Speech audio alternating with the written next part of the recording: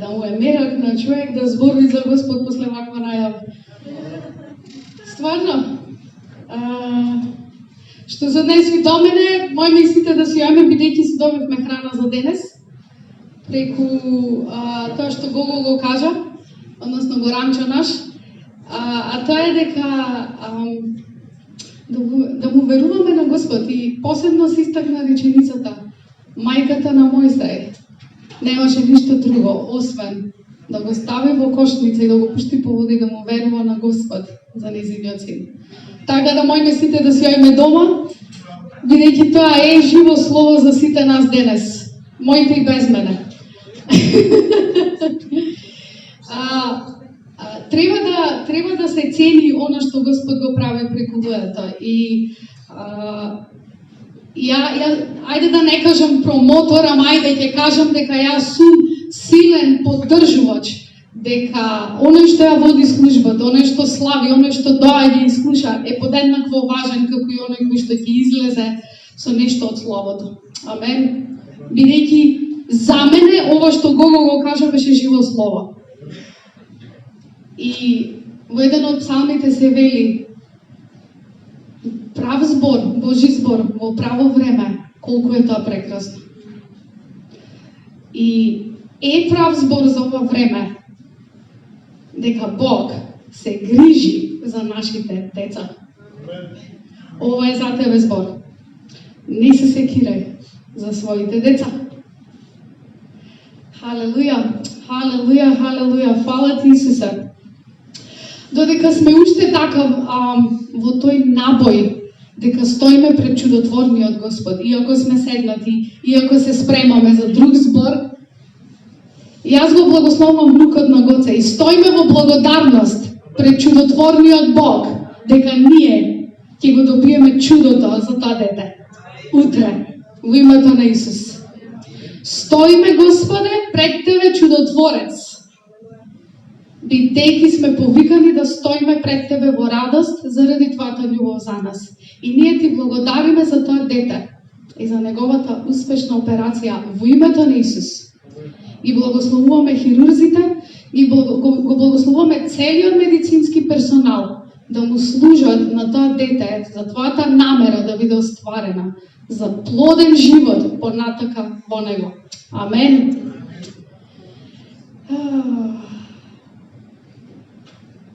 Ќе отвориме во Јован 14.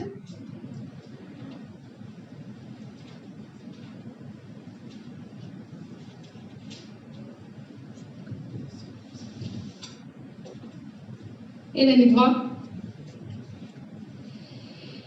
Вели, ова се зборови на Исус. Нека не се вознемирува вашето срце. Верувајте во Бог.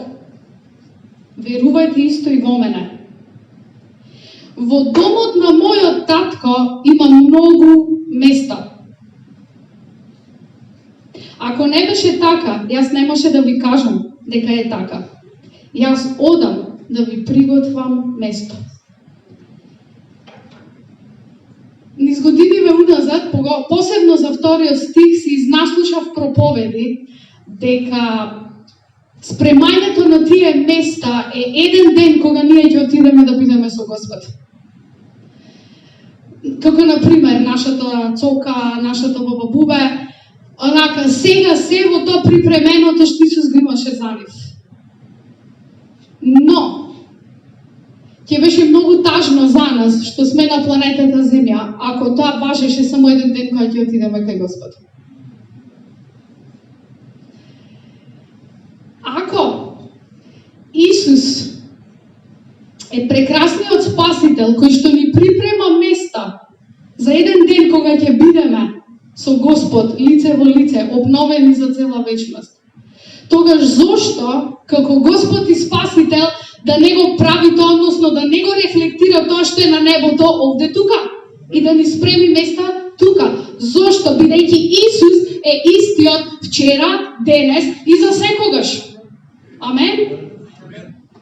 Така што припремените места се за сега и тука.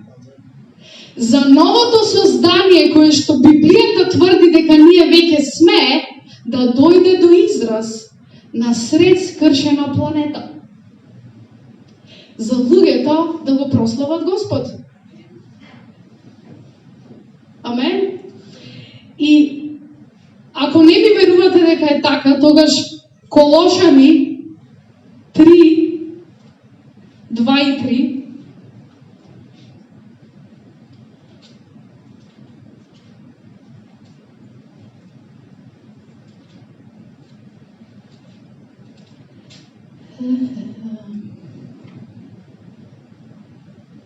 И така, ако бевте минато свршено време, воскреснати со Христос, тогаш барајте ги нештото што се горе, каде што е Христос, седнат на десната страна од Бог.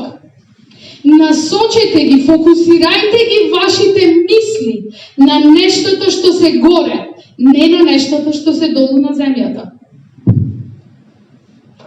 Зошто ја да се фокусирам на нешто што е горе, ако немам полза од тоа овде долу на земјата?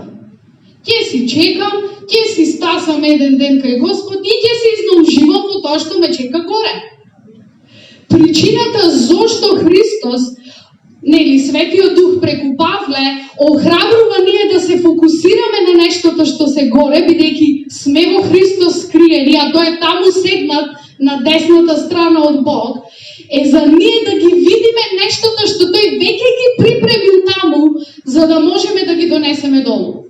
Затоа Исус кажа, кога се молите, молете се вака: Татко наш на небесата, нека се свети името Твое, нека дојде царството Твое, нека биде волјата Твоја како што е на небото, така и на земјата. Значи, припремените места на Христос за нас не се само еден ден кој ќе отидеме, туку се за сега и тука, затоа што ние сме обкружени со луѓе кои што се скршени, кои што немаат надеж на сред безнадежни ситуации, кои што немаат радост. Имаат веселост, бидејќи се ближи Нова година, бидејќи има роден ден, бидејќи има не знам каква прослава, унапредување на работа и да. Ама немаат радост. Бидејќи кога ќе си дојдат дома после прославата, нема радост. Останала само веселоста на веселбата. Нема радост за понеделник. Нема радост кој ќе заврши одморот. Има само веселост од веселите моменти. И сега Господ нас не постави насред такво поколение. Се сеќавате, ќе се надовезнам на минатата маркантна проповед на Дакс. Фала му на Господ за неговата проповед, кога кажа: луѓе, ние имаме надеж да им дадеме на луѓето околу нас. Ние имаме да им дадеме нешто за кое што нивното срце копне, ама го немаат, а ние сме тука и го имаме. Ќе споделам нешто многу лично со вас. Пред известно време онака се соочив со некои битки во умот, кои што ми представија слика дека тропам тука затворено, тропам тука затворено, тропам тука затворено, тропам тука затворено. И нормално е, бидејќи умот наш не ги разбира сите нешта, да падне во помраченост, односно да не види излез. И која е првата реакција? Заедно жените.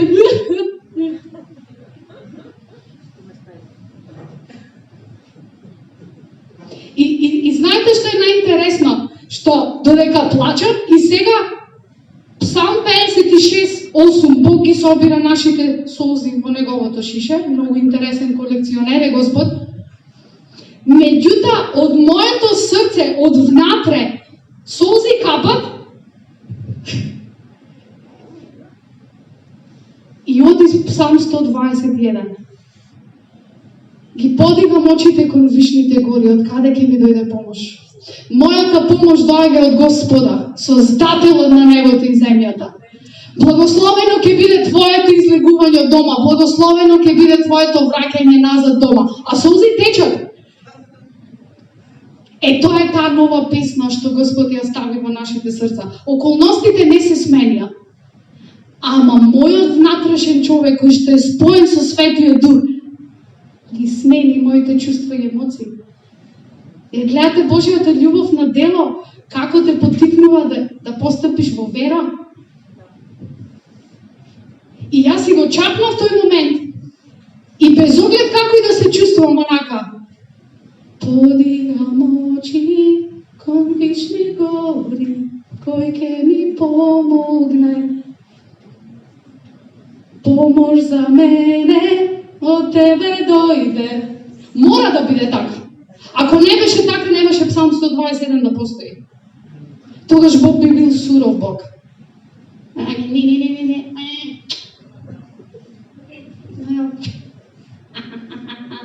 Не може. Мора да е така. Иначе не би било напишано. И тоа е охрабрувањето како Бог не љуби на практичен начин. И како нас не постави да го правиме истото. И ова е единствено можно ние да истапуваме во таа љубов и во таа вера ако постојано си го обновуваме умот. Дека на вистина ние сме родени да ја гледаме Божјата убавина кога светот вели нема убавина. Отворете вести, слушнете на радио, никој нема да ви зборува за убавина. Никој. Сите ќе ви зборуваат за некакви прогнози кои што не носат убавина, носат страв. А ние пеевме и да ја гледам Божјата убавина. Знаете дека Бог не сваќа сериозно кога ги молиме тие молитви? Бидејќи ја сваќа потребата и копнежот во нашите срце да бидеме сменети. И затоа не сваќа сериозно. И кога ќе дојдеме во ситуација која што ние сме заборавиле што сме се молеле, Бог вика, слушај, кога ти се молиш, ја да те сменам. За ја да се прославам преку тебе. Ја сериозно те сватив. Ау, боли! Боли? Оведнаш го спомнав. Јас знам дека мита премногу ме сакат. Знам. Едноставно знам. И нејзините тела, и нејзините збора, и нејзиното присуство во мојот живот, јас знам дека мита ме сакат. Ама кога ќе закажам чистење на забен камен, мита, кој што by the way трае околу 50 минути дека ми го исчисти целиот забен камен, мита не ми вика, слушај, леле, а знаеш колку многу те сакам, срцево ми се киви, дај ој си дома. Ќе застани фино, лепо и само ќе ви речи, ако те здоболи, крени само рака, ќе почекаме. Исто е и со Бог. Во неговата љубов за нас, само заради тоа што ние спиштевме дека ни е тешко и дека не можеме да издржиме, Бог нема да каже, душичка ти, дојди, да, ќе го направи тоа, на негово место ќе отидеме да го направи тоа, не на наше место. Амен. И ова е порака на љубов. Колку е љубовта практична? Толку е практична што во Библијата вели, толку беше Бог практичен да ни ја покаже љубовта што во Библијата е запишано дека Исус беше како јагне заклан за нашите гревови уште пред создавањето на светот.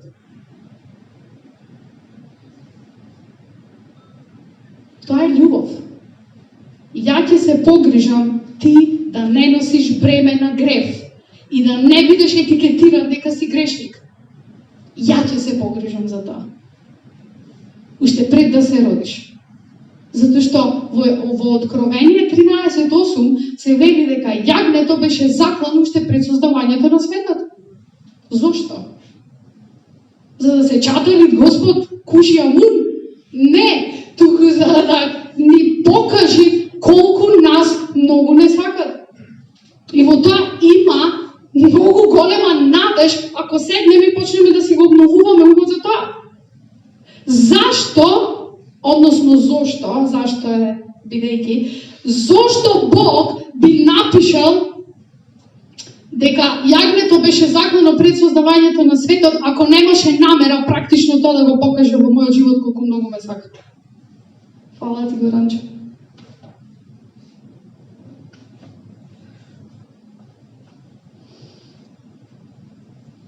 Љубовта и пораката за љубовта на почетокот уште пред создавањето на светот и низ целиот Стар Завет беа порака на Бог Таткото како ќе ја покаже неговата љубов, дека ќе дојде Христос, дека ќе дојде оној кој што ќе не избави од робство. Така низ целиот Стар Завет тоа е пророкувано за Исус. Дури Мојсей тоа го кажа. Ќе дојде после мене пророк, не го слушајте го. Сите пророци пророкува за Исус и тоа беше пораката на љубовта. Јас се грижам за вас и многу ве сакам. И Исус дојде и беше олицетворение на таа порака на љубов на Бог Таткото.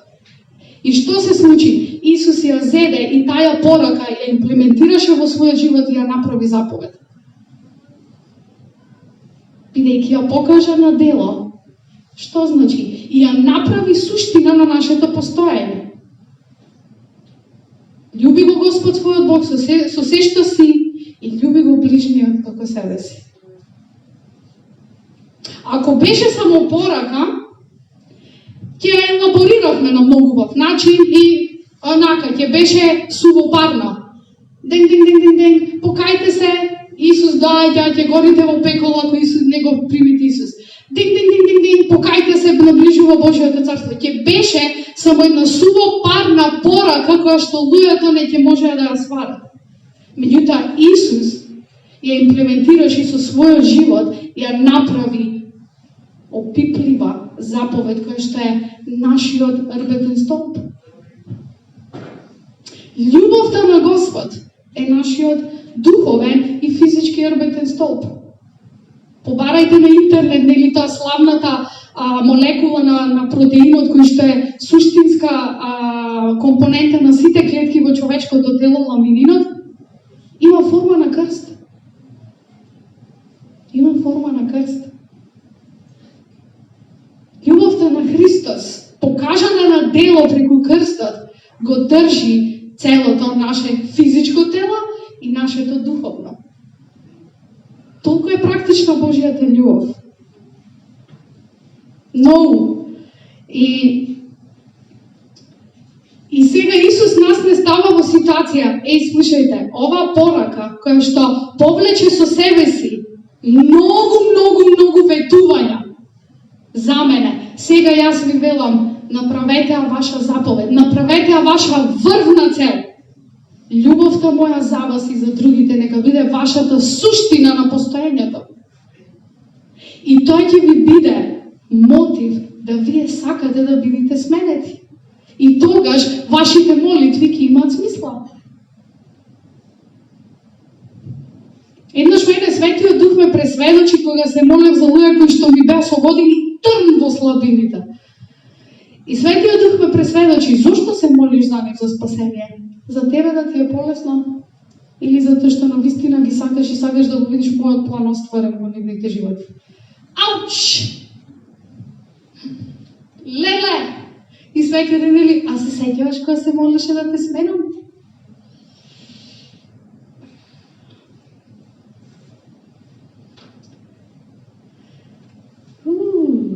Знаете, кога љубовта ни станува практична и кога ние учиме како да ја покажеме практично, односно кога сваќаме дека тоа е нашата суштина на постоењето, таа љубов станува основа за вера. Не можеме да действуваме во вера како што е напишано дека праведникот ќе действува во вера и по вера, ако не знаеме дека сме љубени и дека сме способни да ги љубиме дури тие што ни кинат живци. Тоа е нашата суштина. Тоа е нашата суштина на постоењето, да знаеме дека сме љубени заради тоа што Господ не љуби. И неговата љубов не е излеана во нашите животи заради нашите дела.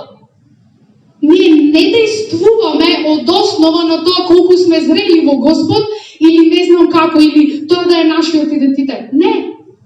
Ние действуваме действуваме од основа дека првенствено сме љубени од Господ. И тоа нас ни дава основа за вера. Љубовта на Христос во нашите животи. Иначе другото е се сувопарно, се е закон и легализам. И се е инспирирано од страв. Мора да сведочиме, да, сето тоа е да. Ама кој е мотивот зашто сведочиш? Дека ти е страв дека не си сведочил или дека ти е страв дека Исус нема да те најде верен кога ќе дојде?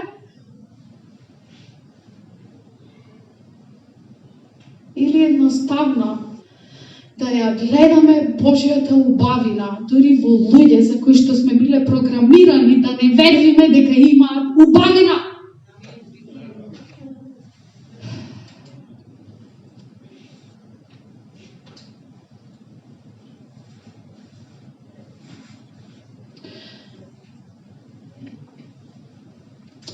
Филипјани 1:3-6.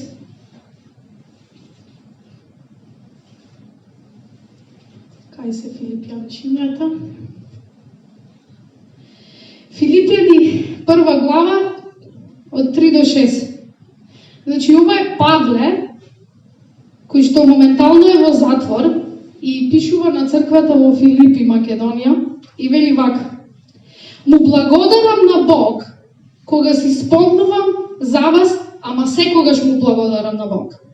И во секоја моја молитва за вас,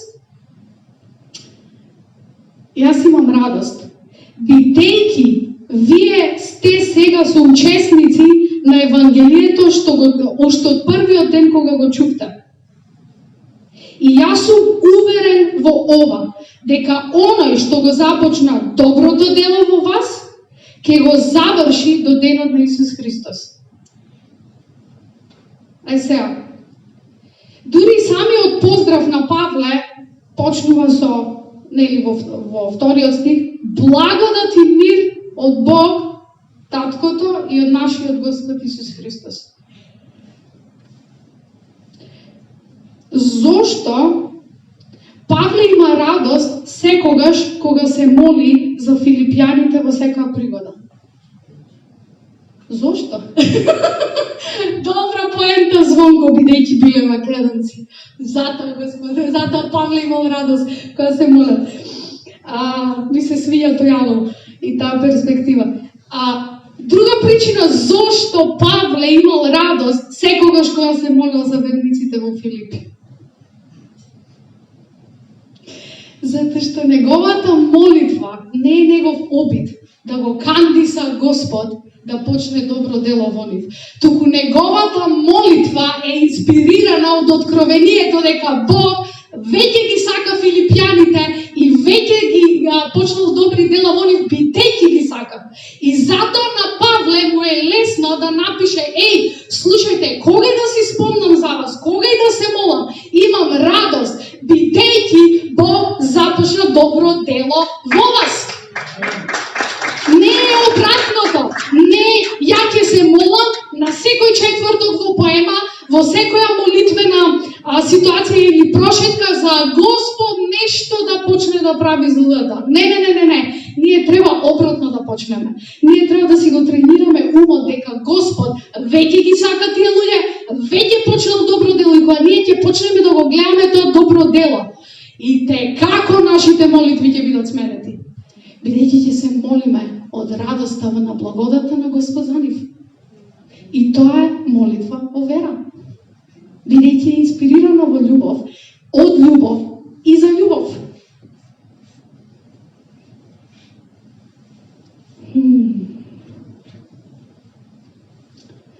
Божјата љубов градационо те става во ситуација постојано да действуваш во вера. Малце по малце. Се сеќавате на тие проповеди на Зоран. Анастрофи, не катастрофи. Анастрофи е градационен пат на просперитет и растеж во зрелоста на Божјата благодат, во познавањето на таа благодат. И Божјата љубов, колку повеќе ја џвакаме, толку повеќе ќе не става во ситуација од слава во слава, од сила во сила да одиме. Амен. Видете, во Јован 20, 8 и 9, кога Исус воскресна, и нели прва отиде Марија Магдалена и виде дека гробот е празен. И се стрчано кај апостолите, им тропна на врата, тие сите избезумени, нели, присилен карантин беа затоа што римјаните сакаат да ги погубат. И им тропа на врата, луѓе, Исус воскресна, не е во гробот. Оди мажено, што знаеш ти? Затоа што уште биле под влијание на Талмудот, односно фарисејската книга во која што се вели: фала ти што не сум жена. И Господ, замислете, Господ одлучи жена да го донесе Евангелието на виделина дека Исус е жив. Ај сега, ојте, расправајте се со Исус. И што се случува? Сега одат Петар и Јован, брзо ја претеклеа и не нормално Петар, кој што си го знаеме душичко, двај чекам да го видам на небот еден ден, и влезе во гробот и виде стварно дека Исус не е таму. И се е запишано дека, кај бев 9 и 10, се уште не го беа разбрале писмото дека Исус треба да воскресне од мртвите. Вика, ама виде и поверува, ама не разбра. Малце чудна изјава на Светиот Дух. Видов, поверував, ама ништо не разбрав. Ова сме ние. Сите ние. Видовме, поверуваме, ама уште не многу работи не разбираме. И е окей. Сварно е окей. Еве го, за наше охрабрување. Виде, поверува, ама ништо не разбрав. Значи, писмата зборува дека Исус ќе воскресне, тој виде дека Исус не е во гробот, видов, поверував, ама ништо не разбрав. И окей е.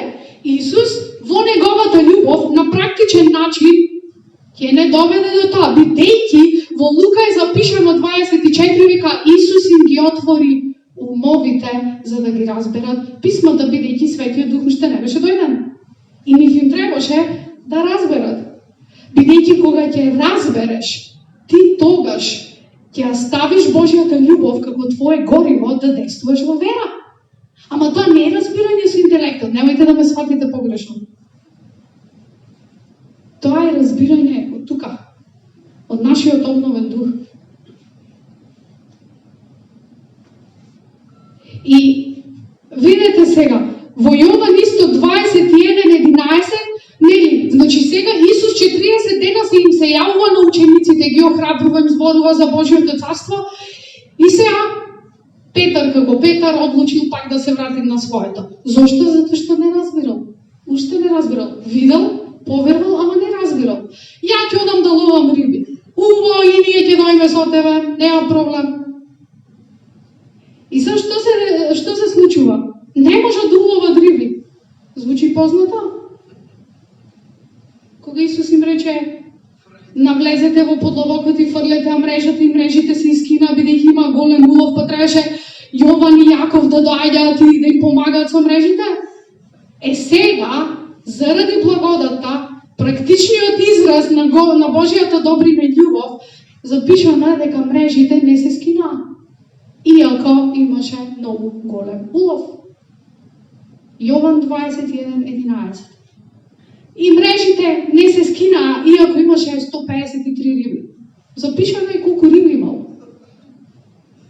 И вика, мрежите не се скинаа. А знаете што? Не го препозна Исус кога им рече: што правите, момци? Кој е овој бе? И откако Исус им рече: фрлете мрежата под лавоко, ова Господ нашиот бе.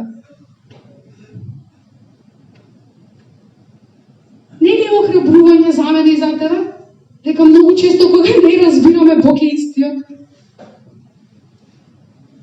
Преубаво охрабрување, преубав приказ на практичен начин каква е Божјата љубов за нас. Бидејќи многу пати го видел како Исус се прослави. Фрли мрежа по главако. Ништо не уловив, мама, на твоја заповед, ајде. И се Исус им вика: што направивте, дечки? Немаме уловено. Фрли мрежа од десната страна на бродот во подловоката. Ова Господ нашиот е. Јоп, голем улов, ама сега мрежите не се скинаат. Аха, интересен факт.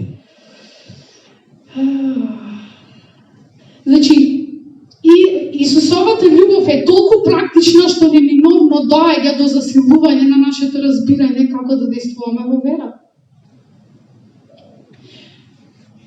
За мене Петар е преголема утеха, бидејќи често пати јас се најдам во ситуација како Петар, збунет, фрустриран, не знае што со самиот себе, не знае со сите работи што му биле кажани и доверени, и сега шо, како, и сите ние се наоѓаме во негова ситуација, многу често, поготово овие 2 години. Бидејќи таков притисок се наметна на светско ниво и на локално. Но, Исус е истиот вчера, денес и за секогаш. Неговиот начин и израз на практична љубов кон нас, која што не оснажува да действуваме во вера, е постојано дел од нашето наследство како негови. Нема да престане Исус затоа што светот престанал. И се што се случува? Исус, знаејќи колку Петар ќе биде скршен заради нештото што ги направил.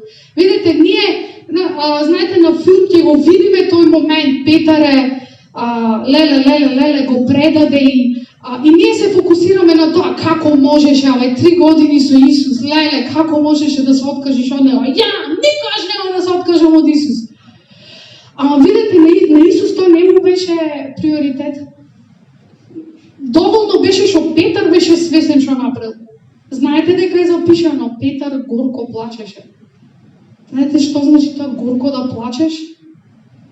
Солзите да ти сменат компонента на место-солени да ти станат горки? Од тоа што целото битие ти е огорчено од тоа што си направил? И е запишано. Можеше Светиот Дух да напише и Петар многу плачеше, ама пишува Петар горко плачеше. Знаете, секој детал во Библијата е битен. Бидејќи Божјата љубов е практична во разбирањето на тоа какви сме ние во секоја ситуација. И горко плачеше, и Исус доаѓа и не му вели на Петар, слушај Петар, ти ја утнаш ја утна. Ама ја умрев, воскреснав. Исус не се фокусираше на делото на Петар. Исус се фокусираше на Божјата убавина во Петар. Односно, Исус виде дека Петар е лојален, дека Петар е ревносен и дека Петар љуби. И дека го љуби Бог. И затоа Исус му рече, ме сакаш? Видите Исус како на површина ги изнесува сите Божји убавини во некој за кои што ние одамна сме го отпишале. Не му рече Исус, слушај, ја утна, простено ти е, ајде сега. Него, Петре, ме сакаш ли? И сега на грчки е филеоме, нели, со човечка љубов. Онолку колку што разбираш, Петре, ме сакаш ли? Уствари, не, Исус му вика, агапе сме, дали ме љубиш со Божја љубов? И Петар му вика, ама знаеш дека филео те. Со она што сум, колку што сум, таков колку што сум на човечки начин. И Исус 3 пати го прашува, агапе сме, ме љубиш ли со Божја љубов? И Петар му вика, филео те. И Исус не го негира тој момент. Туку се фокусира на Божјата убавина што е во Петар, тоа дека е лојален, дека е ревносен и дека ќе биде водачот на првата црква што Светиот Дух ќе роди. Има повеќе смисла са песната на Зоц и да ја гледам Божјата убавина. Псалм 27. Божјата љубов е многу практична. И заради тоа што е толку практично, бидејќи се фокусира на вечната Божја љубов и добрина во луѓето, таа Божја љубов што Петар ја искуси, го поттикна да действува во вера. И знаете што се случи во Дела апостолски? Со една негова проповед 3000 дојдоа во првата црква. Овој пат Петар не бегаше и не се откажа од Исус. Бидејќи практичната Божја љубов го поттикна да биде практичен во неговата вера и да истапи во вера. И тука не застана Петар, не беа само тие 3000, бидејќи кога во Дела апостолски 3 глава Петар и Јован нели одат по улиците на Јерусалим и го гледаат слепиот. И нели Петар му вели, немам злато и сребро, ама тоа што имам, тоа ќе ти го дадам. Во името на Исус стани и оди. И знаете што е регистрирано? Дека питачот, просијакот, постојано бил околу Петар. Ама сега, овој пат, Петар действува во вера, бидејќи ја искуси Божјата љубов. Сега Петар не бега како од девојката која што рече, ај, ти беше со Исус, ја знам, те видов тој која проповедаше за фаризеите, ти беше со него. И Петар фити, не го познавам. Сега питачот постојано е околу Петар, ама Петар сега не бега. Действува во вера, бидејќи ја вкуси на практичен начин Божјата љубов. И таков е Господ со нас. Кога ние ќе му дозволиме на Господ да не соочи со самите себе во Негово присуство, ние нема да се плашиме зошто Господе ме сакаш, видиме. Него онака ќе биде, фала ти што ме сакаш. И тоа ќе не поттикне да действуваме во вера. Тој ќе поттикне благодарен дух, кој што е толку магнетен за сите други.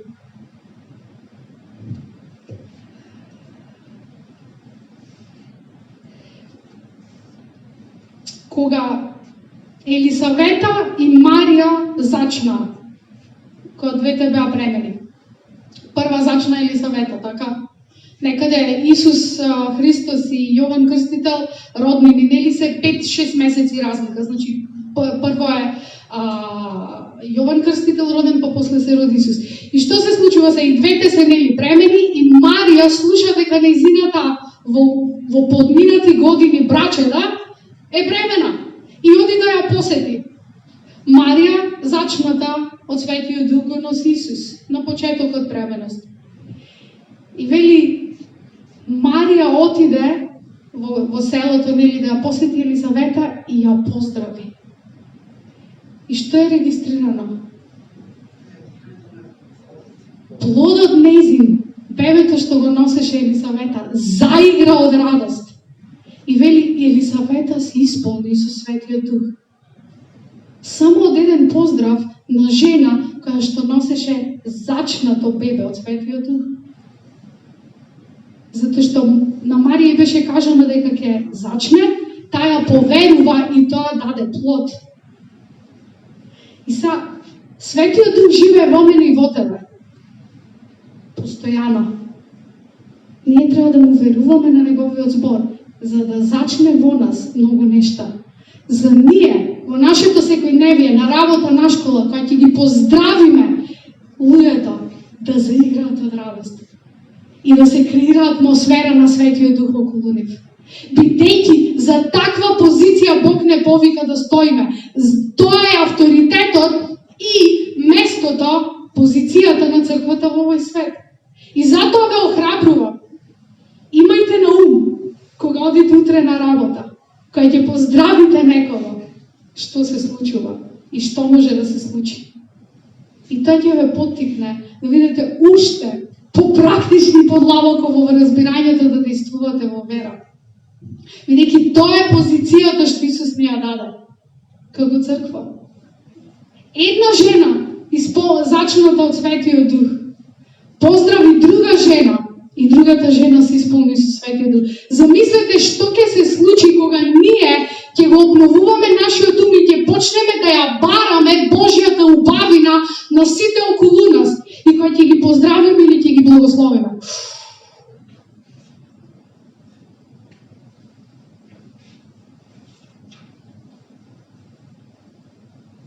Размислете само за ова. Бидејќи Исус дојде полн со благодат и вистина. Ама беше израз на нечија љубов.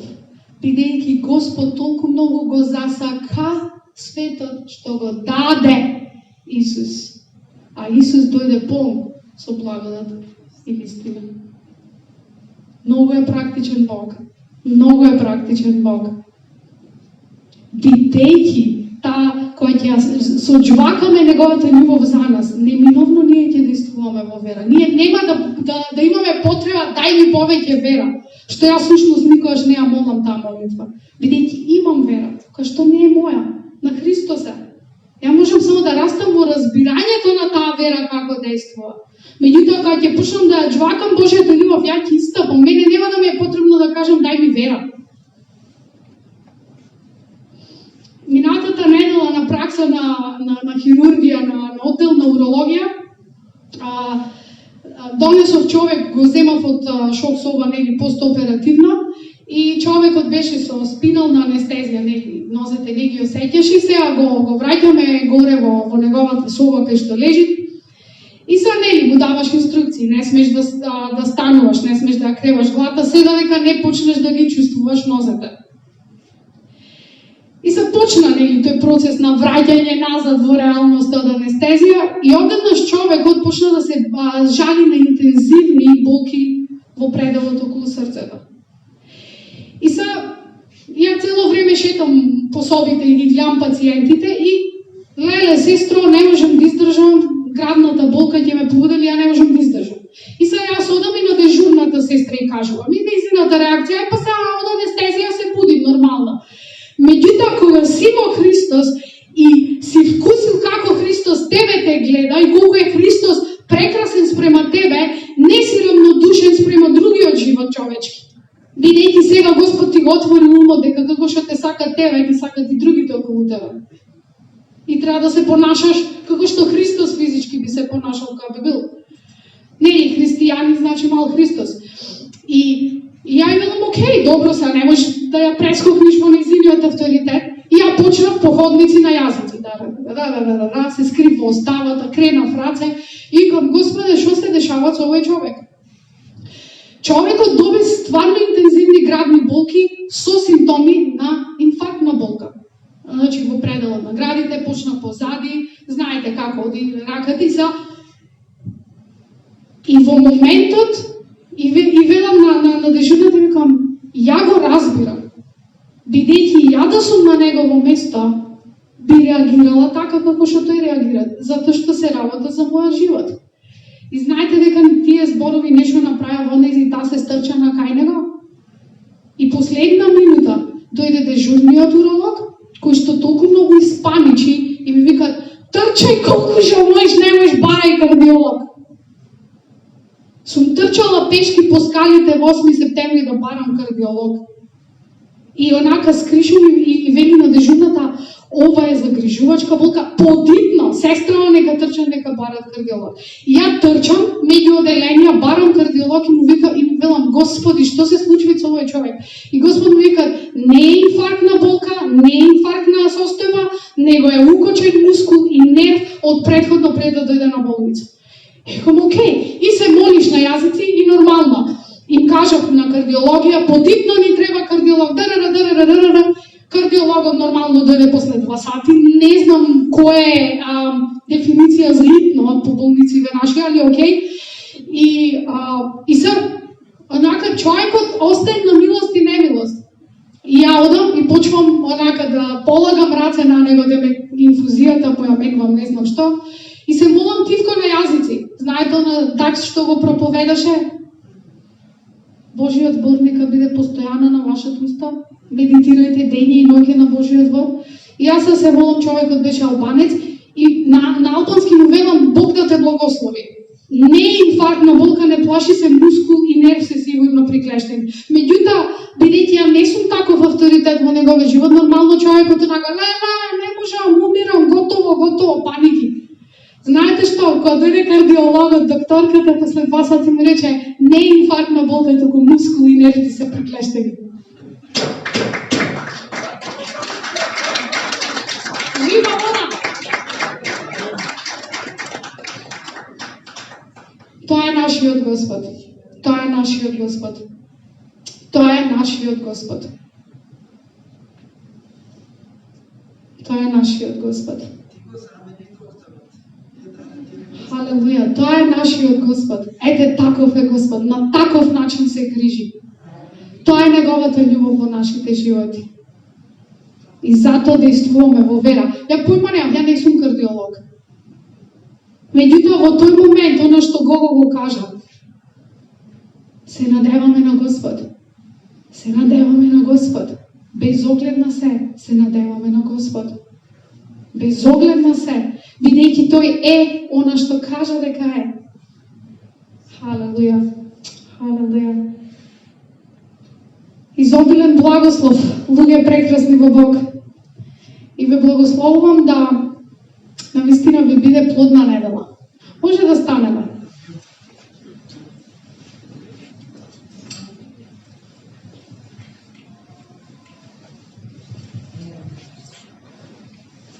Халелуја. Халелуја. Фала ти, Исусе. Фала ти, Исусе. Фала ти, Исусе. Фала ти, Исусе. Господе Боже мој, фала ти што си апсолутно добар. Апсолутно си добар, Господе Боже мој. Апсолутно си добар. Не само за нас кои што те љубиме, туку ти нам ни даде мандат да одиме во светот и со твојата љубов да ги љубиме другите. Бидејќи си добар и си не опремил да бидеме такви какви што ти ни вети дека можеме да бидеме. Да бидеме Христолики. Да го отсликаме твојот карактер. За луѓето да се свртат не кон нас, туку кон Господ со благодарност. И Господе, ние повторно денеска заедно во единство и согласност стоиме и го чуваме Твојот збор во нашите срца. Не знам зошто постојано цела недела сум поттикната да се благословиме одново и одново со Божиот збор во нашите срца. Бидејќи, ако нешто непријателот сака, тој е да ни го одземе зборот од срцето. За ние да не се држиме за тој збор. И затоа, Господе, сега, држејќи се за Твојот збор, ние смело чекориме напред и знаеме дека препреките мора да паднат. Упориштата ги рушиме, бидејќи си ни дал оружје со божествена моќ за разумнување на упориштата во умовите на луѓето. И фала ти што си не подигнал да бидеме црква, која што ќе ги препознава упориштата регионално, локално и индивидуално. И во Твое име ќе ги крши за Твоја слава. Фала ти, Господе Боже мој, фала ти, Исусе. Фала ти, Исусе, фала ти, Исусе, фала ти, Исусе, фала ти, Исусе. Те славиме, Господе. Халелуја. Фала ти за Твојот збор. Фала ти за Твојот збор. Амен.